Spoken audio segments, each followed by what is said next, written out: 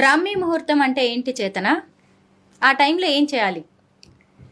అసలు బ్రాహ్మీ ముహూర్తం అంటే సూర్యోదయానికి 88 నిమిషముల ముందు కాలాన్ని బ్రాహ్మీ ముహూర్తం అంటారండి. ఈ ముహూర్తమును తిథి, వార, నక్షత్ర, యోగ, కరణములు అనే పంచాంగములు అంటే పంచాంగము ద్వారా లెక్కిస్తారు. ఋతువులను బట్టి మాసములను చెప్పి సూర్యోదయమో సూర్యాస్తమయమో రాస్తారు. సూర్యోదయానికి 88 నిమిషముల ముందు నిద్రపోయి ఉన్నవారు అరుణ దర్శనం చెయ్యలేరు. అరుణుడు అనగా ఆ సూర్య భగవానుని యొక్క రథ సారథి. సూర్య భగవానుడు భూమి మీదకు వచ్చే ముందు రథంలో సూర్యుడిని తీసుకువస్తున్న అరుణుని కిరణాలను అరుణోదయము అంటారు. సూర్యోదయానికి ముందు ఎర్రటి కాంతి కనబడుతుంది. అరుణుడు కశ్యప మహర్షి వినతాదేవికి జన్మిస్తారు. తల్లి వినతాదేవి పుత్రుణ్ణి తొందరగా చూడాలి అనే ఆరాటంతో పుట్టక ముందే అన్నం పగలగొట్టడంతో అంగవైకల్యంగా జన్మిస్తారు. అందుకు బ్రహ్మదేవుల వారు అతనిని ఆ సూర్య భగవానుని యొక్క రథ సారథిగా నియమించి, నీవు భూలోకమున ఉన్న సమయమే బ్రహ్మకాలమని బ్రాహ్మీ ముహూర్తం అని అంటారు. ఈ ముహూర్తము చాలా మంచి కాలం.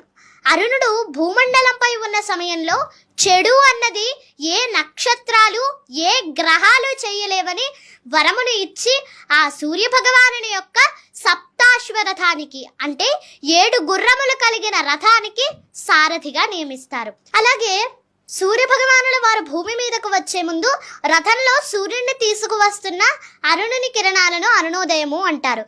తర్వాత బంగారు వర్ణంలో ఆ సూర్య భగవానుని యొక్క కాంతి రేఖ మొదలై ఆదిత్య హృదయం చదివినంత సమయంలో పూర్తిగా సూర్యోదయం అవుతుంది. తతో యుద్ధ పరిశ్రాంతం సమరే చింతయా స్థితం రావణం జాగ్రతో దృష్ట్వా యుద్ధాయ సముపస్థితం. ఇలా ఈ ఆదిత్య హృదయ స్తోత్రంలో 31 శ్లోకాలు ఉంటాయండి. ఈ ఆదిత్య హృదయం చదివినంత సమయంలో పూర్తిగా సూర్యోదయం అవుతుంది. అలాగే మన కంటితో ప్రత్యక్షంగా చూడగలిగే దైవం సూర్య భగవానుడు.